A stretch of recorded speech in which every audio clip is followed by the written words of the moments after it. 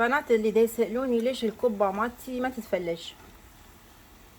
حبايب، الكبة أهم فقرة بيها القشر بنسبة من النشا، سواء بوتيتا شاب أو كبة حلب لازم نسبة نشا. هم ينطق. شوفوا هسه الكبة كل هذا ما قليته، وبعد اكو هنا جامد عندي بدي اخلصهم. وتكون الكبة مالتك باردة. هسه اذا تريدين تجمديها بعد احسن، تبين شوية تخليها ساعة بالفريز ماكو مشكلة.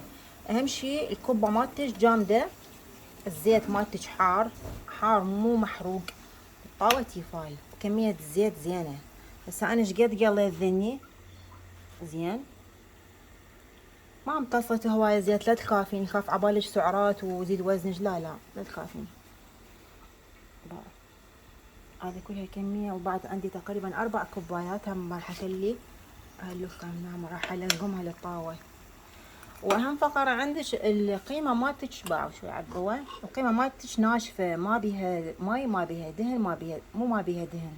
لازم اللحم شوية نسبة دهن على مود النكهة، انما ماكو هنا ما تقدرين يتجمع عندك مي ودهن وزيت، ما يصير، ممنوع. اهم شي الكبة مالتك تكون ناشفة. التوابل حطيها اخر شي حتى يبقى لونها حلو، بعد يبقى لونها حلو.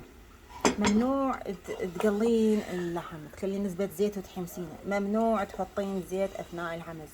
يا جماعة الخير، اللي قاعد تاخذون كبة مني وتقولون ليش ما تتفلش الكوباية مالتك، ترى بالمعامل ما حد يحمس الكبة بالزيت، لا هي ولا البصل ما ينحمسون ذولا بالزيت، ينحمسون وحدهم ويتنشف ميهم بحيث تصير تماما قيمة ناشفة. التوابل حطيها مثل ما قلت لك اخر شي حتى يبقى لونها حلو. بس انا بعدني ما حاطه لك رفوز. شوفوا هسه رجعنا على هذا الماء مال الكبة، هاي راح اخلصهم.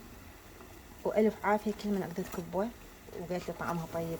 حبيبتي الف عافية وتدللون. ها جاي نحضر للوجبة الثانية. اي سؤال عندكم اسألوا.